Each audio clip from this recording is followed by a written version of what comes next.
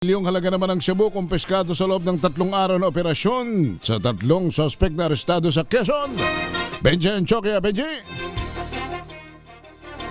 Mahigit 6 na milyon halaga ng shabu ang nakumpiska sa loob na 3 araw at 3 rin ng high-value individual na drug suspect ang naaresto ng Quezon PNP sa pamumuno ni Police Colonel Bong Albasia, kung saan sa iba't ibang bayan ay rampat na naman ang bintahan ng illegal drugs, partikular sa Lucena City na halos milyon-milyon halaga ng shabu ang kanilang nakukumpiska ni Lieutenant Colonel Ryan Hernandez.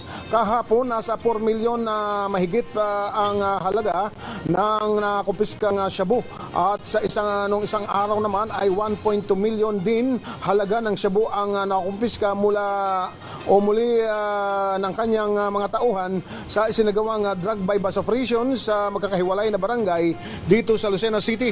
Samantala, kahit laganap ngayon ang bintahan ng shabu sa Quezon, hindi naman tumitigil sa pagsugpo ang mga tauhan ni Police Colonel Provincial Director Bong Albasia sa panghuli sa mga drug pusher ng shabu, kung saan pati na rin ang mga wanted persons ay nasasakuti.